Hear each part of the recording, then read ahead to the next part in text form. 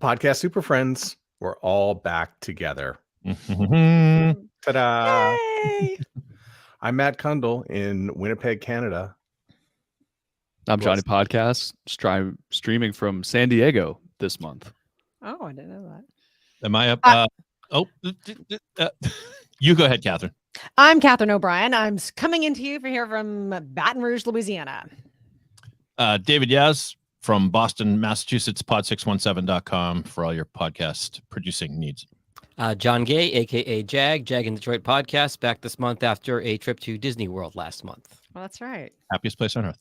High-level meeting with Mickey and Minnie, I gather. Are they? I'm actually the reason that Iger is back in charge. So I wasn't allowed to say last month. I couldn't have you tell where I was, but I was in some high-level meetings making that happen. It was that, and they needed some microphone recommendations. That's exactly it. That's why Bob Paycheck's gone. He had the wrong mic. So one of the things that's come up is podcast first impressions. We're going to get into those in a little bit, but we have all sorts of things that we gather up over the course of the month. And I think I'll start because I've got my fingers on all the pulse of this, that, and the other thing. But of course, it's just by, reading Dan Meisner and his blog and listening to Pod News that Apple is beginning to tag our episodes. And what does that mean? I don't know, but they're beginning to associate little words into the search and the SEO so that when you do go to use an Apple product, and you go to search a podcast, that some of those keywords are going to be showing up. And what is there for you to do really at the other end? I don't think much, because I think it's really just a bunch of bots that are going through and listening to the words and perhaps a description and coming up with some keywords. A suggestion on what not to do, and this really comes back to something we've hit on in previous episodes. Do not keyword stuff your podcast. Do not try to game. We've seen over the last 10, 15 years, you try to game Google, they will punish you. You try to game Apple, they will punish you. Just do what you're doing. And while I think there's a little bit of a big brother aspect to this, the good side of it is it will help podcast discovery, which, for being honest, could use a hand. So I'm actually okay with Apple doing this personally. What you're saying is don't put phony words in there. Just don't put Kim Kardashian in there when your podcast is on accounting, right? Right. I mean, you should put keywords that are appropriate to your podcast in your show description, etc. Right? I wonder if it'll lead to, like, if this is the first iteration of it. I wonder if the next step, and if anyone from Apple ends up listening to this someday, here's a suggestion. We all have access to the Apple Podcast Connect. There's that dashboard in there. I wonder if they'll implement sort of a tool where you can go into each individual episode and add in keywords or add in tags yourself, rather than, them having to build bots to crawl around and search for them. Yeah, if I worked for Apple, I would say no to you, because all that's going to do is let people go in and put that stuff. I think what they're trying to do is trying to make sure that the words inside the show that we're saying match the description and the title on the outside, so it all makes a nice. Yeah, so you're not going into like a business podcast and adding in iPhone X, iPad Air. David just gave away the game plan, is to put Kim Kardashian. Everything always comes back to Kim Kardashian. Let's just face it. Jag, you had something that you wanted to talk about, and it was something that I wrote down that I can no longer read. My rediscovering my passion project that I've started in the last month, which is, so I am a graduate of Syracuse University, and at Syracuse University, there is a completely student-run radio station, WJPZ, Z89, and it is actually celebrating 50 years on Z Air this spring, and that was not my joke. It's a joke that they've been using to brand the reunion banquet. I saw Catherine roll her eyes. And actually, the idea came from a friend of mine who went to Hofstra University on Long Island, and they're doing an alumni podcast. He said, you should want to do this for Syracuse. I said, sure. So we have a pretty big group of alumni that have done some pretty amazing things in the business. So I'm doing 50 episodes to talk to 50 different alumni from the radio station. Although it might be an ESPN 30 for 30, it might go more than 50 at the rate we're going, where it's a lot of work to do each of these 30-minute interviews and then edit them all and transcribe the show notes, edit the show notes, write the descriptions, get the video teasers.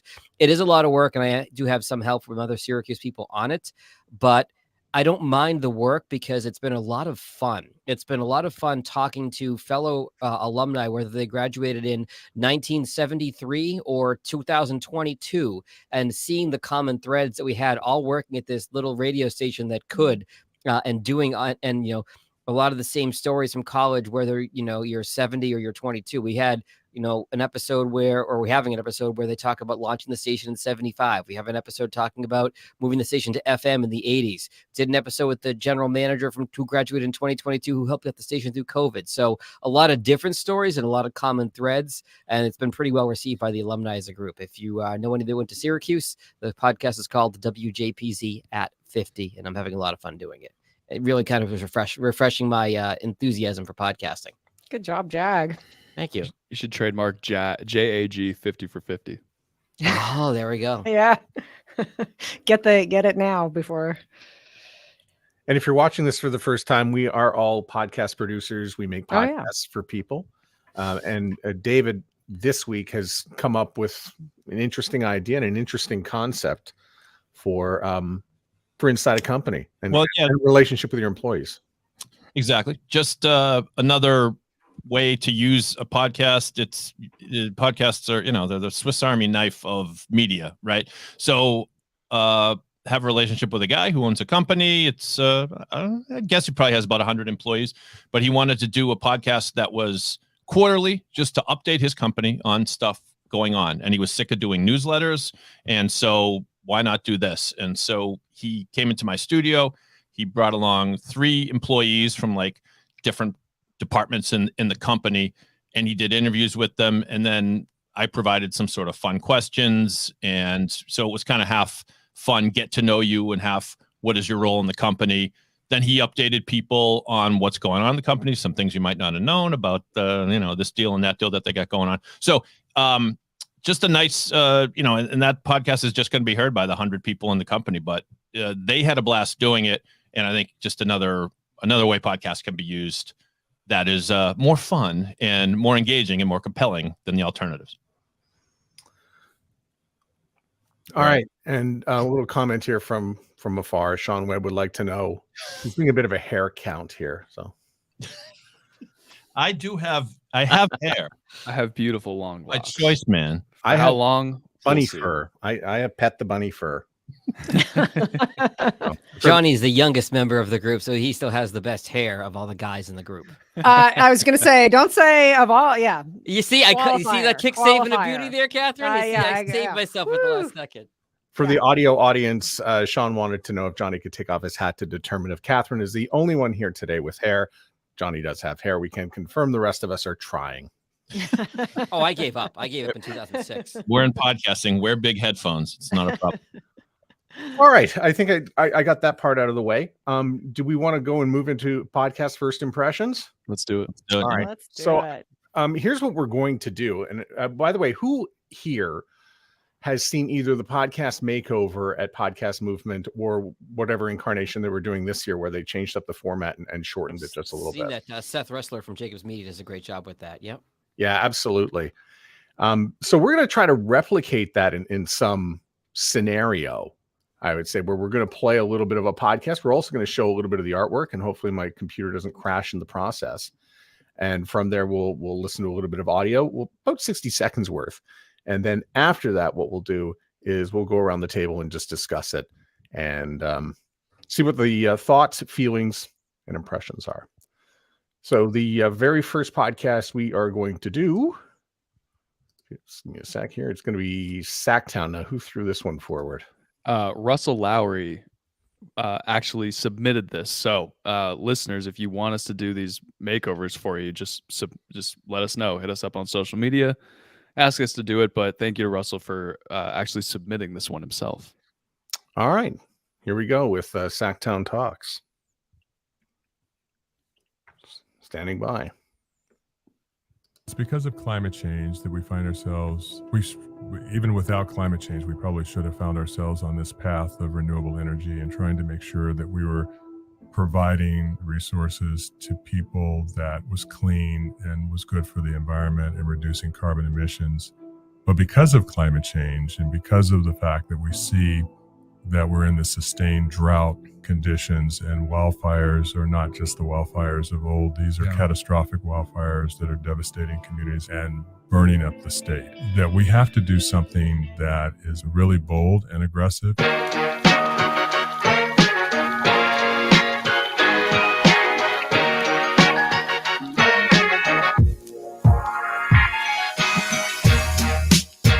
Hello and welcome to another episode of SacTown Talks. Today we're glad to be joined by Assemblyman Chris Holden, just finishing up his 10th year and going on to an election here for his 11th. Chris, how's it going? Thanks for joining us. It's my pleasure. It's great to be here. Certainly, I've had a little bit of a break from Sacramento.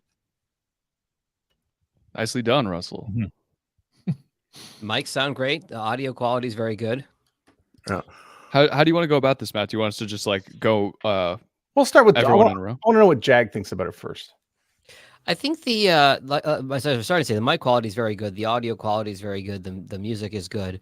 I found the transition to be a little bit jarring, where it went from the councilman or the city council member there into the intro, only because he had a little bit of a dry delivery and kind of a slower pace, and then it went into the fast music. I'm not sure what the solution is there, or maybe it's to more tightly edit the clip to maybe take out some of the pauses in his talking, because it seemed a little bit abrupt to me. That's kind of the only minor issue I would have with the clip you played.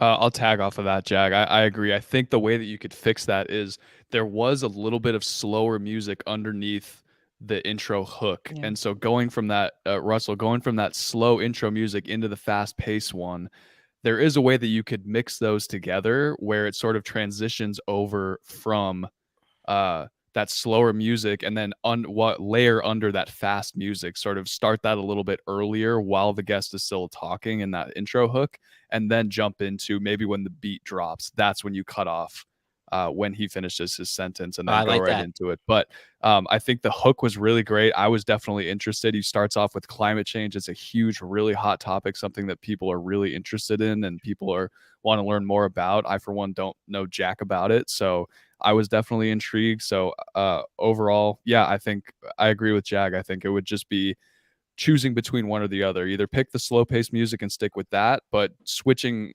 between those and that hard jump is probably really the only change I would make. Can I add one other comment? There's a style of a podcast intro to start. And Matt, was that how the show started? Where it was that the very beginning of the show that you grabbed? So Yes, I'm playing right from the beginning. Okay, so there are a lot of podcasts that will start with a clip, like a hook, just like Russell did to start the show. The other alternative is just start the show with the intro. Maybe that music comes in, starts, and you don't have the clip at the beginning if it was a fairly dry clip, or again, either short or just eliminate it altogether. If you don't have a clip that really grabs you right away, you don't always need to have it. You doesn't have to do the same intro every time. I want to have the hook discussion, but I want to hear from Catherine first. I agree with what the other super friends have been saying. I'm also going to throw in who is this host? We got who the congressional representative was. That was a good intro, but I would love to hear a tagline of something. I want to hear the 5-word description of what SacTown Talks is. Yeah. This is the podcast where, we talk about all the issues in California from the people who are the legislators, or, make it snappier than that. But I wanted to hear just one clear sentence explaining what this show was all about before we went into introducing to the congressional representative who was there.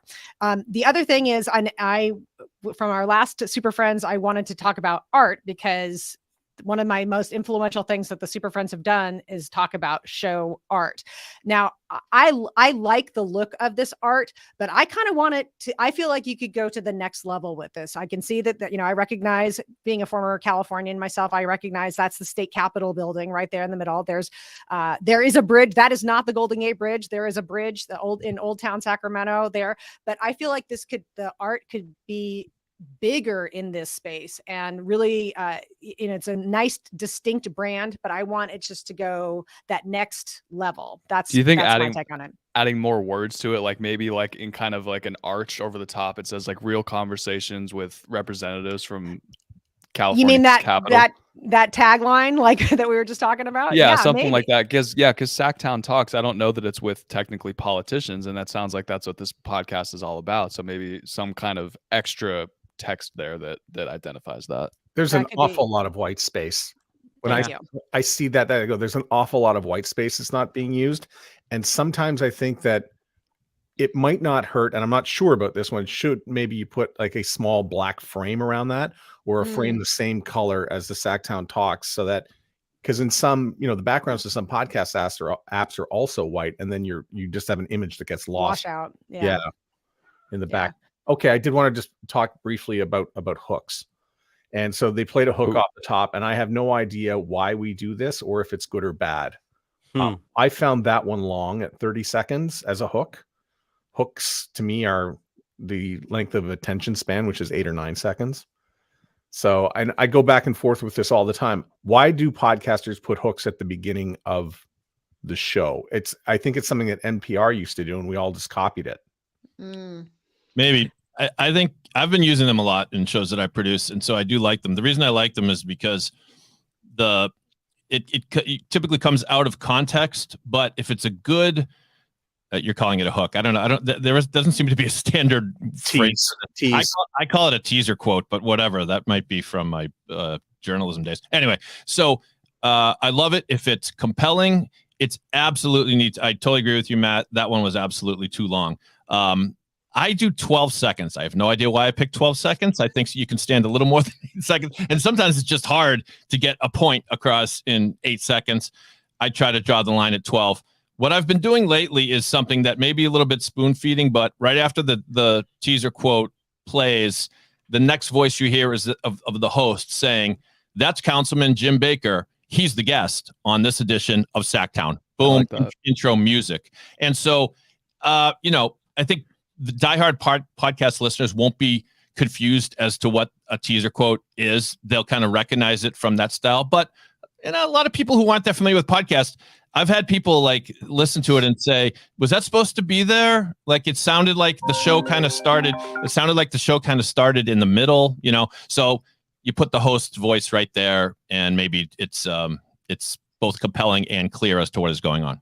Can I make the argument for the longer hook? Yes, thank you. Go Johnny. So what sets podcasting apart from places like YouTube, or I guess not necessarily YouTube, but like TikTok, Instagram Reels, sort of the shorter form content, like you said, where our attention spans are that of a goldfish.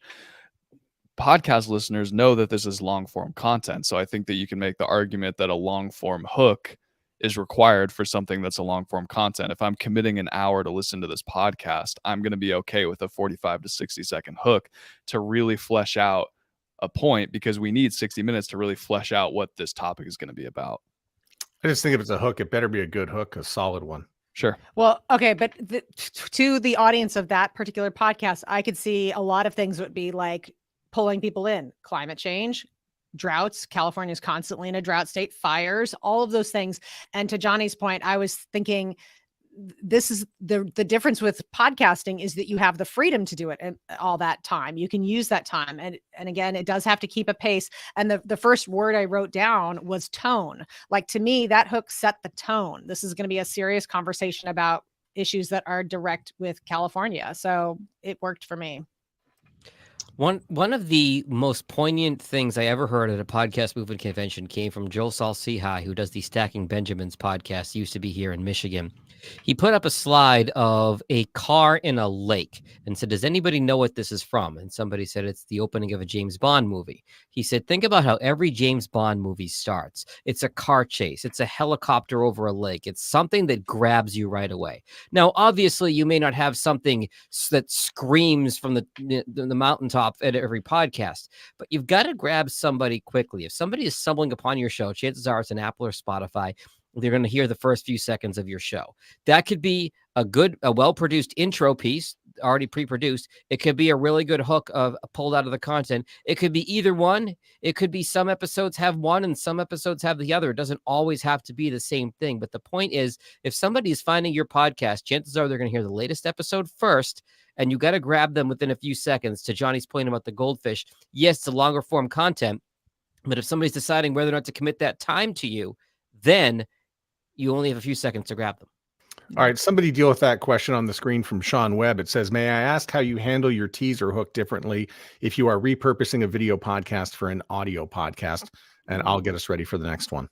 I don't see why it would be too much different. Does I don't anyone? think I don't think it would be different, Sean. I think it would be the same thing, because ideally in the video podcast as well, you want something visual that's going to grab you as well, and it's going to be that same hook. So ideally, you have that hook in the video podcast, and you have the camera set up, and then it does your intro, and it goes into the video interview, and you would just pull the audio from that.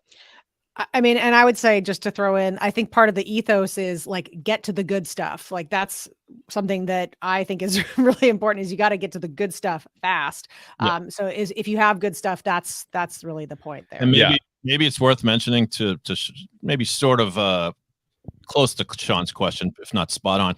When you put the hook, the teaser quote, whatever you want to call it, I edit those things down vigorously so that what you're hearing, boom, boom, boom, boom, boom. Yeah. So what you're hearing there, you won't hear it verbatim later in the show. You'll hear it's still there, but I think it's certainly journalistically and ethical and just fine, as long as you keep the spirit of the thing.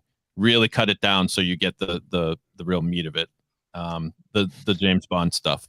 Last comment on this. Last comment on the hook from me is, if you don't know what to use for your hook, the best thing you can do is a hot take, something that's controversial that the guest says. You can usually find something within 10 seconds. Don't need the context around it. Just throw that hot take in there at the front, and people are going to either go, "Yeah, I totally agree with that," or "No, screw this guy.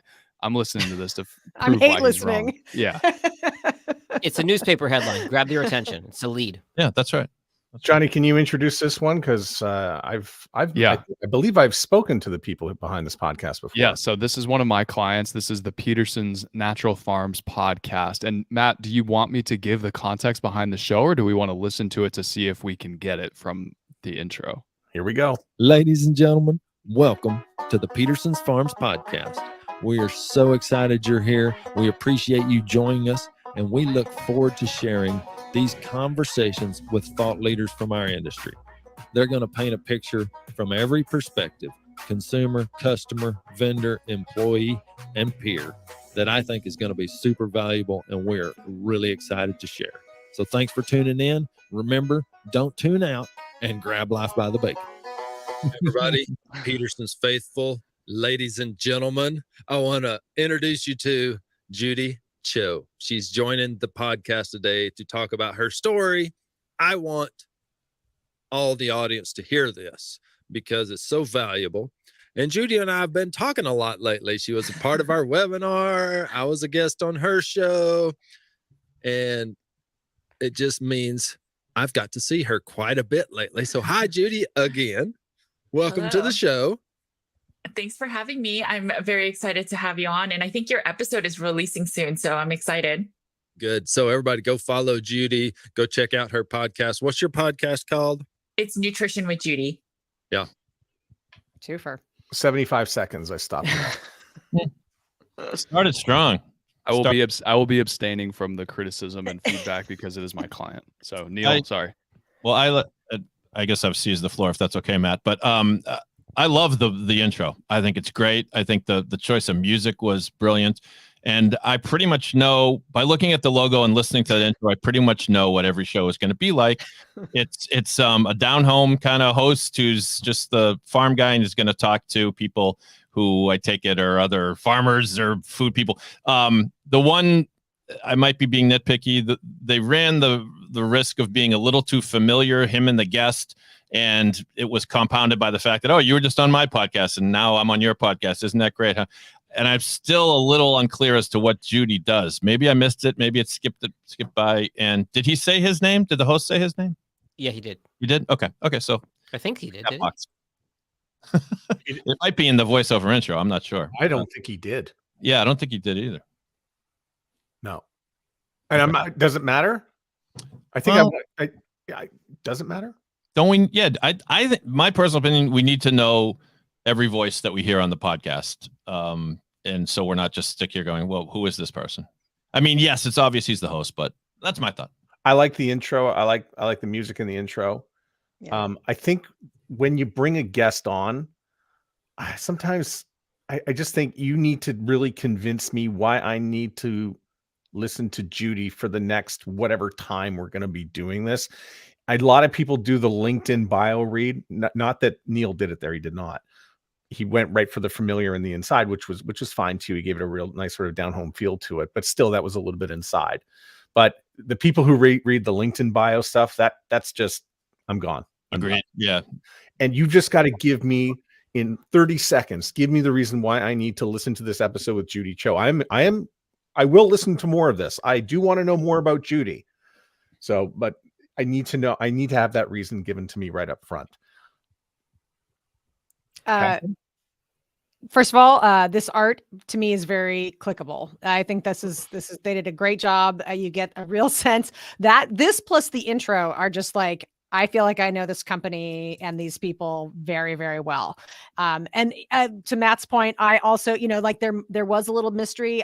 What I heard was trying to show that like, hey, Judy and I we're hands in hand. Like we're scratching each other's backs. We've got a lot of things that are overlapping right now. And, I'm going to be on her. I'm going to be with her people. Her people are going to be with me.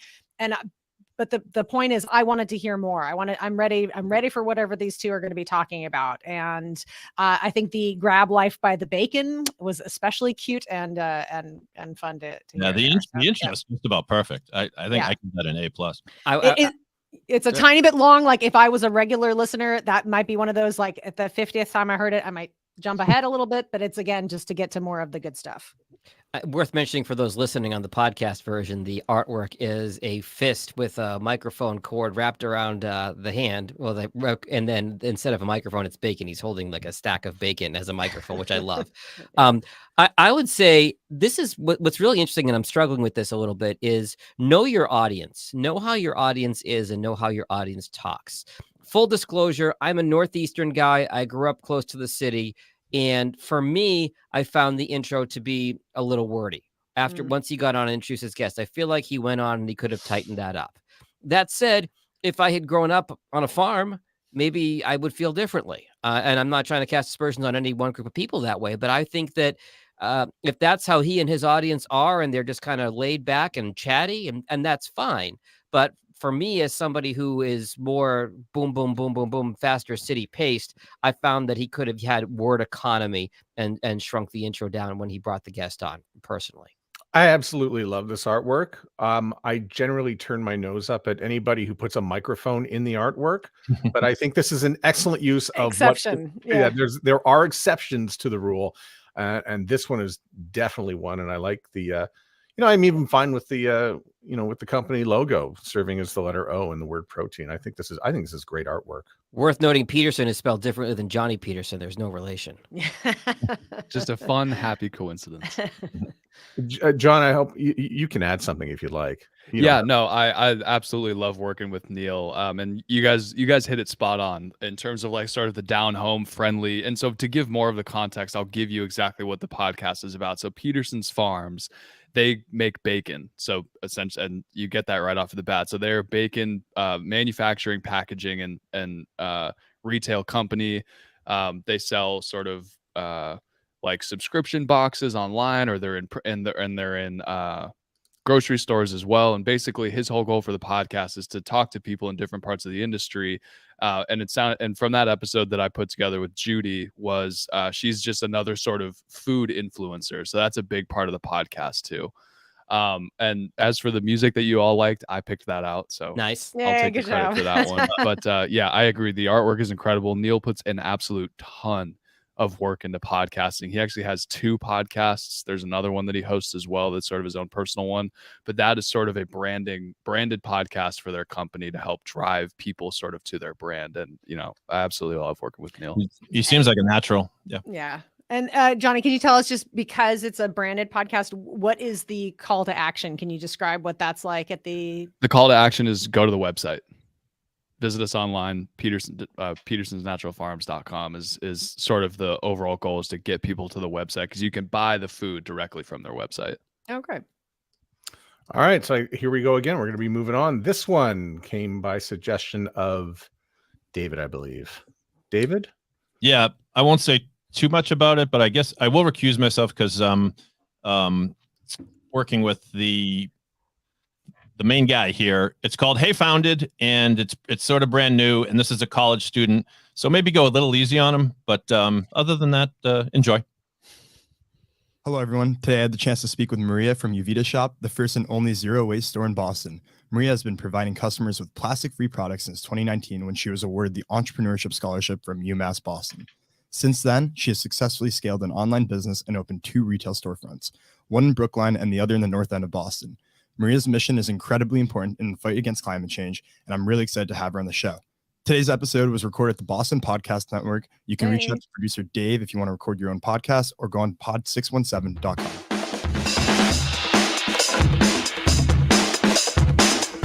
Hello, everyone. My name is Justin Dorado, and welcome to Heyfounded, a show dedicated to providing young entrepreneurs with practical insights into creating and growing their startup or project. We feature Boston's premier entrepreneurs and founders to share the nitty-gritty details of how they began and grew their venture. This podcast is intended for any individual interested in learning more about startups, entrepreneurship, or growing their venture. Whether you have never thought about business before or have already built a team and raised funding for your venture, there's something here for everyone. Thank you for tuning in.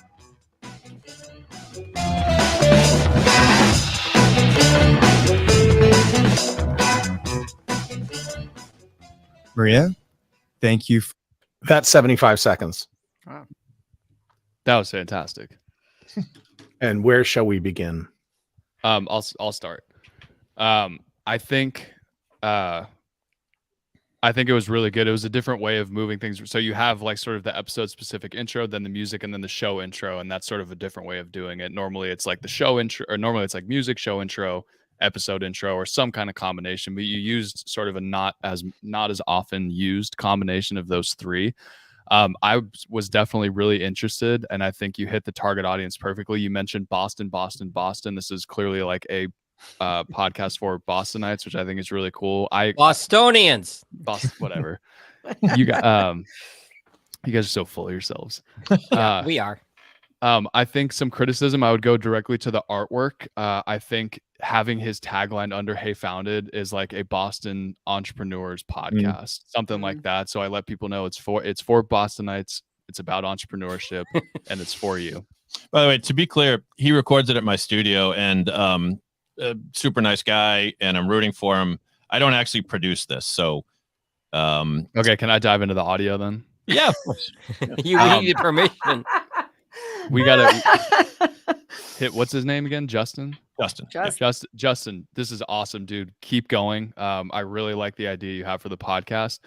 For your producer, whoever's finalizing the audio, they just got to level it out a little bit. Yeah. It was just jumping up and down all over the place, and that's a super easy fix. And if that's your only criticism that you're getting from me, then you're well on your way. I think the artwork is really cool. The concept is really cool, and for you to be doing it at such a young age, I think is awesome. So keep driving, brother.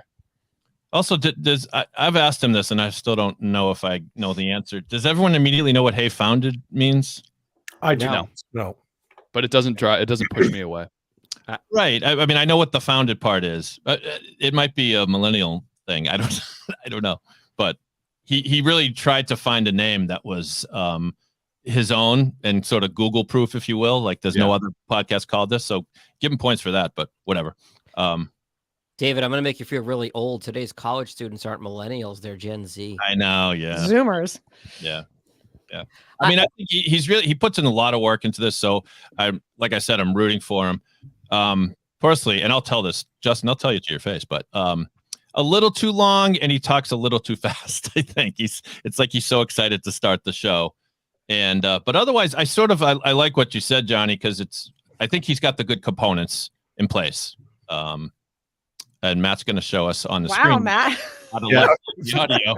This is absolutely the worst audio experience for anybody who's listening to this. So what I did was I just shared the production levels of this particular podcast. So I know Johnny was talking a little bit about leveling it out a little bit. So it seems to peak around -6, and I think we'd probably like to have this up a little bit higher around -3. And there's probably some audio magic that I know Jag and Johnny. There's a plugin called Vocal Rider. That's all you need. Or Levelator if you're doing that as well. Awesome.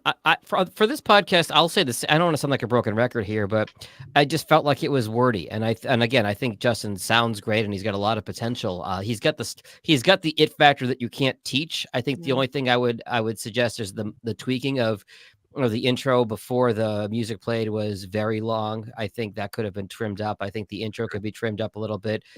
Word economy, and Matt will probably back me up on this. They beat that into us when we work in radio, where it's, maybe because I had to learn how to get my thoughts across over 14 seconds of a Katy Perry intro. I don't know, but they, if you can, why say in 30 seconds what you can say in 10 or 15 seconds? And I think, especially in the beginning, when you're trying to get somebody's attention, fewer words is better. And that might take some crafting, some self-editing, some editing when you write, and then also maybe some editing in post. I really enjoyed. First of all, you're right about the it factor. He sounds like he's got it, and it's just a little bit of practice, and it's going to become all second nature to him in the future.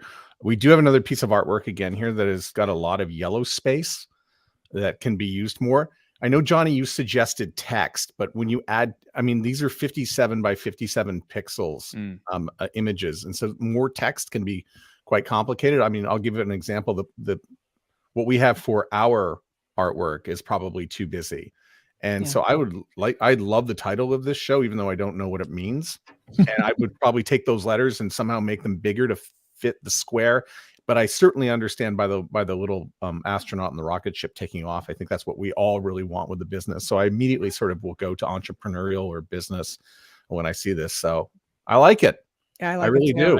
Oh, Justin, yeah. Can I throw in my sense here? Just a little counterpoint. So the artwork is great to me. I think it really works. I sort of like the clean look of it, and just a lot of the yellow seems to be okay in this setting. And especially once I heard it, they really fit together, which I really liked. Justin is likable. Right from his voice, I was like, I've worked with speakers before, and having that likability, that affable quality, he's really got it right away. I was like, oh, this is an authentic person and a guy who I like, and I want to hear the questions that he has to ask them. I really liked this was a strong episode intro, and it's a strong show intro. I don't think they should be together. I wanted after that episode intro, that Maria, I wish that had been right there. Yeah. And I would recommend, I'm going to just throw out the recommendation that show intro be a mid-roll. Convert it into a place where it can be a mid-roll, because again, back to that, get to the good stuff fast. We can go right into having, we can go into the episode intro, get to Maria right away. And then, midway, you can take a break and just explain what the show is, tweaked a little bit, because you'll already have been doing it halfway through. But I think this was a great effort. All right. You want to move to the next one? Mm-hmm. All right. This one is mine. So I will be trying. Shocker. Yeah, exactly. I'm going to try to keep my mouth shut on this one. But is that a photo of your backyard? It is not. The podcast is called Let's Take This Outside. And here we go. Hi, it's Marianne. Just before we start the show, 2 favors. Hit the follow or subscribe button on the podcast app and leave a review. Although if it's less than 5 stars, we're going to have to take this outside. Let's Take This Outside with Marianne Iveson, the podcast where she speaks to athletes, outdoor professionals, and scientists about why they connect with nature. Raised in northern Alberta near Fort McMurray, Tracy Little grew up hunting and foraging with her forester father. First, because it was practical. Why spend money at the grocery store when there's perfectly good food growing and available right beside you? Later, she developed an appreciation for the food that tells a story about the place it comes from. That passion for hyper-local food that evokes a multi-sensory experience is a driving force behind Sauvage, her restaurant in the mountain town of Canmore, Alberta. Please welcome Chef Tracy Little. Tracy, welcome to Let's Take This Outside. Hi. Thank you for having me. We met the last time I was visiting my sister out west. You own and are the chef of the restaurant my sister works at in Canmore. So that is 75 seconds. Who would like to begin? I'll start if nobody else wants to. The logo, which obviously podcast listeners can't see, but I like that it's simple. It says, let's take this outside, with kind of most of the square being filled up by an outdoorsy shot. And then the eye is a pine tree, I guess. the eye and outside is a pine tree. Anyway, mostly this mostly was great. I don't mind the ask at the very beginning because it was so quick. The joke she makes about we'll take this outside, I think it might get annoying on the 10th listen or something, but it was pretty funny. And yeah, I pretty much know everything I need to know about this podcast. The audio is great. She's got a great podcast voice. This is super nitpicky, but she sort of introduces the guest twice because the lead-in says, please welcome whatever her name is.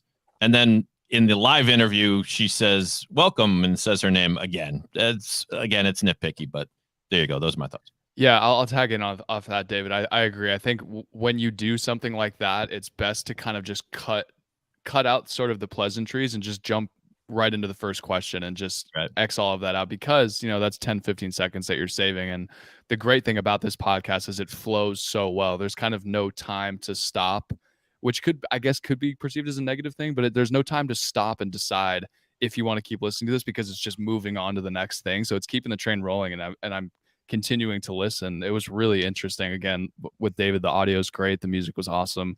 I do like the ask as well. That's something we haven't heard in any of these ones that we've listened to. There hasn't been that call to action. And that's something that's really important in podcasting is, what do you want me as the listener to do besides actually listen to this? I would consider changing that call to action from leave a review, because I hear that a lot. People say leave a review. And I think we've all come to the conclusion that doesn't necessarily change someone's mind if they're coming across the podcast, and it doesn't necessarily improve your searchability as a podcast. So maybe you just leave it at the one ask, follow the show, and then now you're saving another 5 seconds, and still leave the joke in there. I thought that was great. Yeah, I felt like the personality, that was the one thing that came across, is that, I get a sense of the personality of this show, and it's casual. It's, there's a fun to it. She's willing to take sort of the punny joke as David was pointing out. And yeah, so that really came across, and I feel like I know who this podcast is for, which is also very important coming across. It's also a great name for a podcast. So maybe the joke won't get old, because let's take this outside. I knew exactly what the joke was when I saw the name of the great name for a podcast. It's not easy coming up with a name for a podcast. Yeah. Jag, do you have anything to add? And I'll even cut you in on the fact that Marianne is currently doing a morning radio show in a few markets. Well, it's obvious by her presence on the show that she's got the chops and she's got the experience. She sounds fantastic. Just to echo the other things that the others have said about the podcast already, is I cringed a little bit, and cringe is overstating it. I don't know what I did, but I didn't like what's that? Noticed. I noticed when she said, she had a unique way of asking, asking for a favor. This is an opinion, not necessarily factor, but gospel. I'm not a fan of asking for a follow at the beginning of the show or a call to action. If your regular listeners will get that, but I look at the podcast as a business transaction, and that if you're going to ask me for something as a listener, you need to give me something of value first. And that's good content, whether that's you make me laugh, you make me think, you get my attention for half an hour, or you connect with me on some level. I'm more of a fan of the call to action at the end of the podcast, because again, if you're going in and you're listening to the podcast and hearing it, this is the first thing you've heard. It was a funny joke the first time you hear it. Absolutely. But you're asking me to follow the podcast.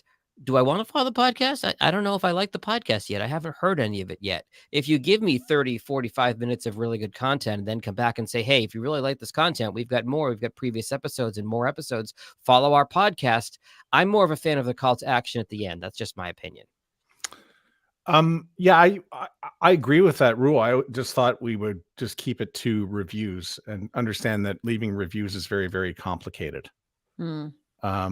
I think I sometimes wonder if the subscribe or follow button, just reminding people who may even be core to the show to do it, that's got to be worth some downloads. It's such an easy ask that I don't know. One tap. It requires zero effort. Yeah, I don't know how much of an ask it is. You're right. It's tough to ask for something when we haven't delivered yet, but it's so small and it's right on the phone. I didn't ask you to write a review. I didn't ask you to go fishing. I didn't ask you to go take out the laundry, but please, one tap, just follow. Please send a self-addressed stamped envelope. Well, and real quick on the point about the reviews too is Johnny's right in what he said about it's not a benefit of your podcast on the surface.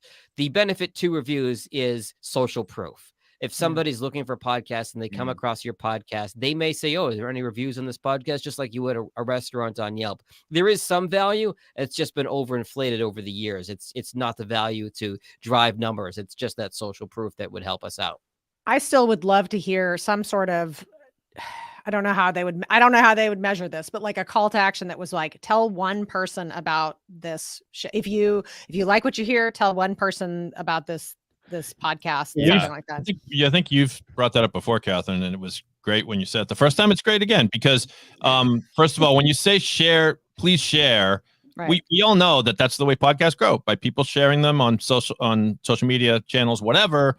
But it is kind of a lot to ask to share a podcast. Like if you've got 3,000 Facebook friends and you might feel like, I love the show, but do I need to share this with everybody? So when you said that, I thought it was great. Share it with someone who would like the subject. Well, how hard is that, right? So, right. Yeah, I'm a fan of that particular call to action. I've used that in some of my shows. Person. Yeah. Mm-hmm. Yeah, there's a podcast that I used to listen to in college, and the host did a hilarious way of going about it. He said, he was like, "All right, before we get into the show, it's time for the listeners to fulfill their weekly legal obligations to send this episode to one person. And again, we will find you if you don't, and we will sue the shit out of you." Something like that. That's good.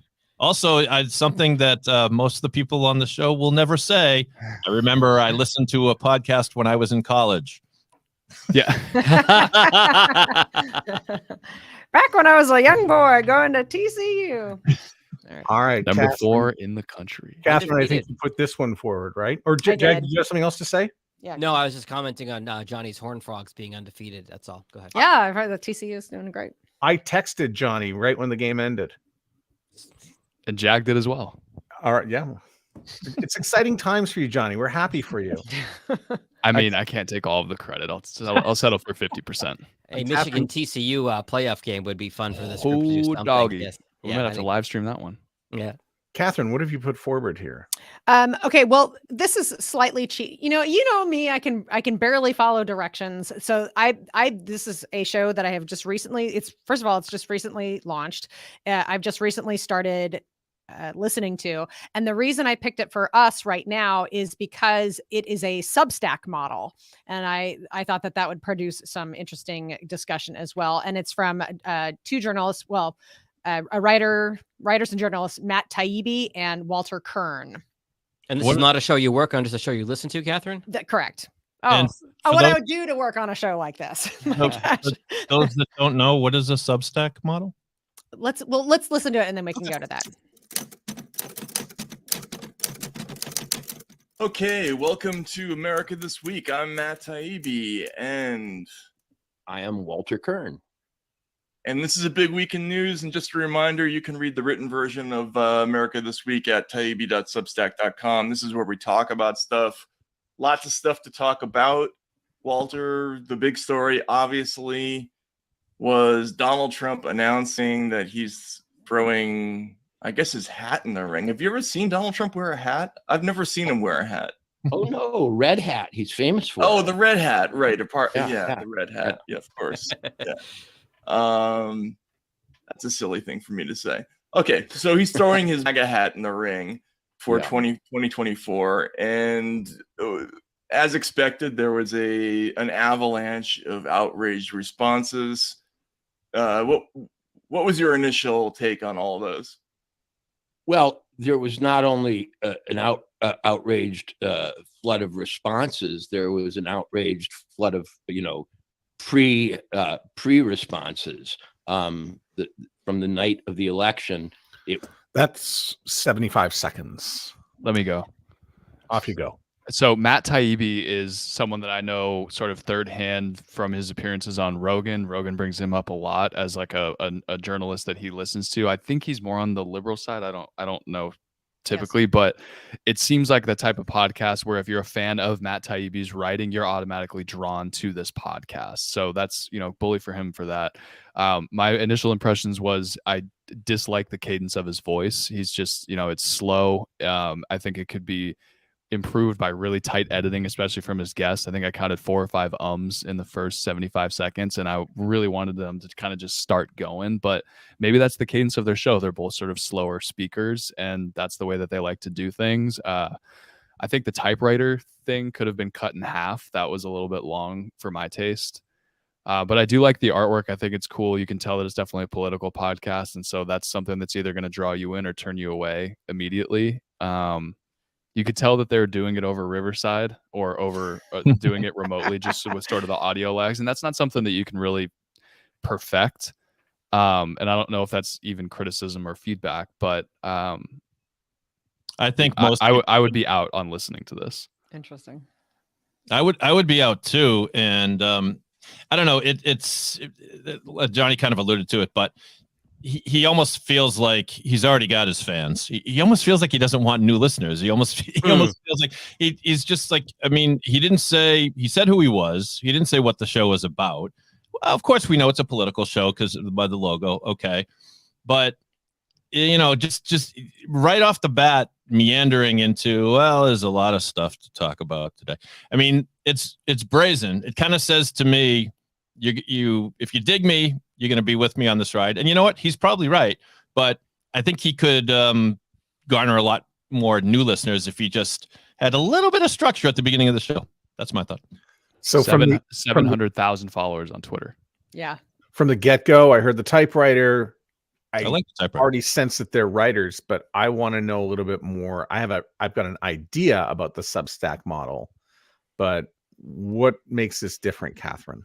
Okay, so one of the reasons I appreciate everybody's comments, but like what Johnny just pointed out, I'm sure that this podcast has far more downloads and listeners than most of the podcasts that we encounter or what have you. And that the point is that the audience that both of these people bring to this show makes a huge difference. So Walter Kern, and I just started to say this, he's a very famous author. He wrote the book Up in the Air that was turned into the movie with George Clooney. He's also very prominent on Twitter. And anyway, these are established people. And I just kind of noticed that they are sharing their viewpoints. They're talking about their things, but they are already established. They have their audience established. And I feel like you can feel that in the show. So even if they get to the good stuff and it's compelling information, they kind of are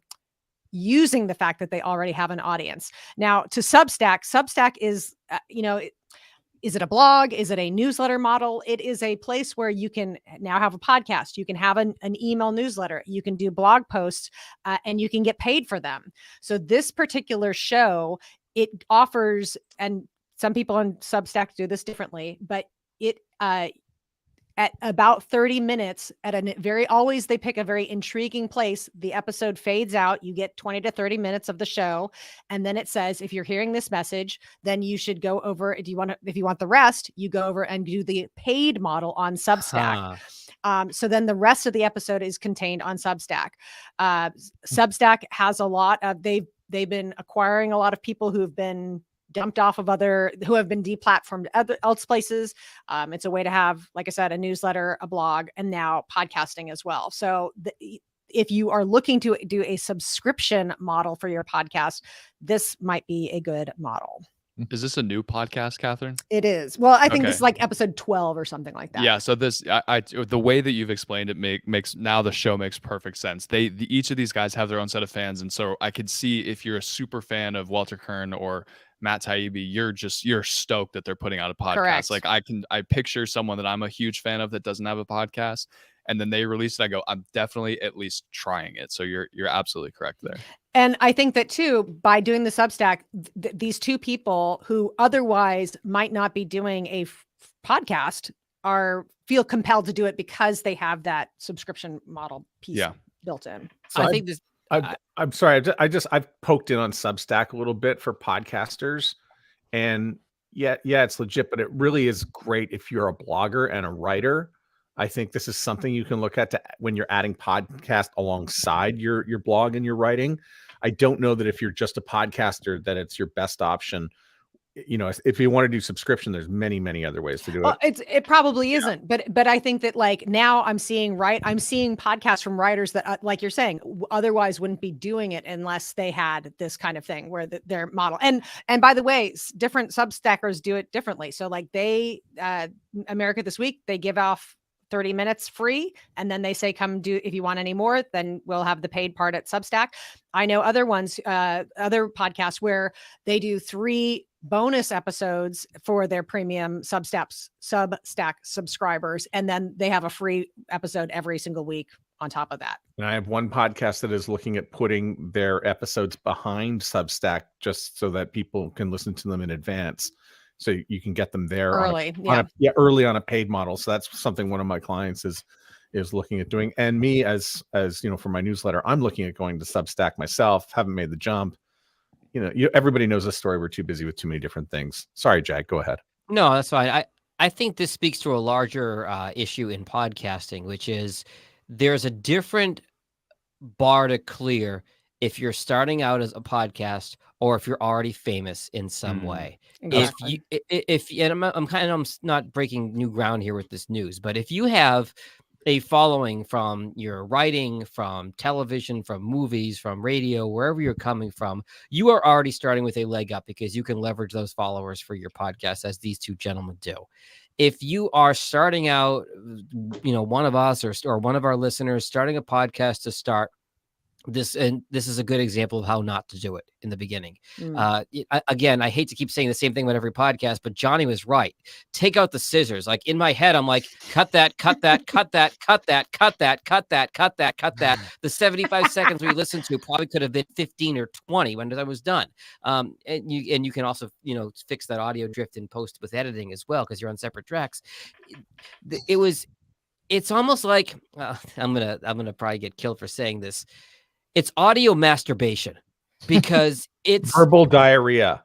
That's probably a little bit less crass than mine, but still, no.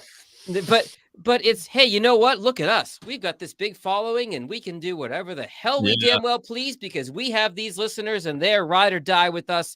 If you don't have that to start, then you would better tighten that up at the beginning. Catherine, you wound Jag up and just let his ass go. You know what? I'm sorry. Are you being impacted by the topic at all, Jag? The topic they were talking about? I'm with you, Jag. But you know what? I mean, I have no doubt that they have incredible following, and I have no doubt that if I were a diehard fan, that wouldn't bother me at all. But Jag, I felt the same thing you felt. I felt like I'm daring you to leave. You're not going to leave. You're not going to leave. I can and as much as I want to. I know you're still here because you love me. But I want to give them credit. Wow. They did get into the show fairly quickly, but it became it became apparent though that they were writers and it needed some editing. The curse of a podcast editor is when you hear somebody speak in real life. You hear every and verbal tick. My wife, who also works from home, as do I, overheard her. She used to have a boss who every word out of his mouth was and I wanted to throw a chair across the room whenever she was on a conference call with him. That's the curse of editing podcasts for a living.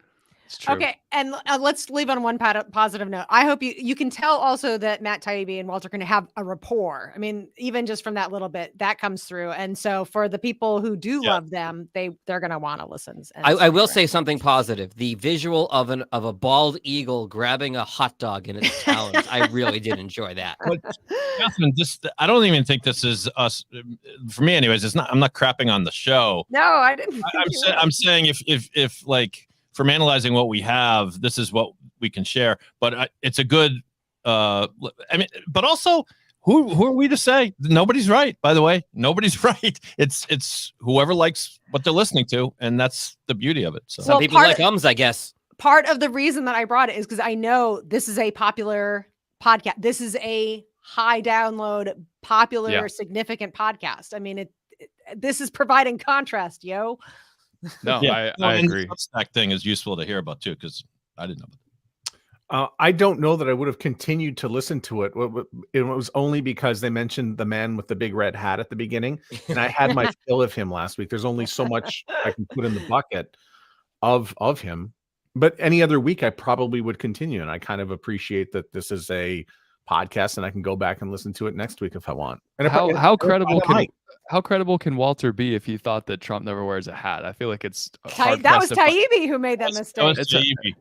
It's hard pressed to find a photo without him rocking the MAGA hat. Couldn't decide if he was being coy there or not. I don't know, but maybe he just forgot about the MAGA. He got us talking about it. Maybe that was the hook. Well, this has been fun. We just hit the 1 hour mark, so I think we're done here. That was good. Yeah. So I'll still be in Winnipeg watching World Cup for the next little while if anybody needs to find me. That's, by the way, the biggest sports month in the history of mankind. So I'm not sure how much podcasting I'll get done, but I'll do my best. Should we encourage our listeners to will we repeat this? I can't talk. Will we repeat this, Matt? And maybe if we want. I thought it was fun. Yeah, I'd love to if we have listeners who want to send us stuff. Yeah. That's what I'm trying to say.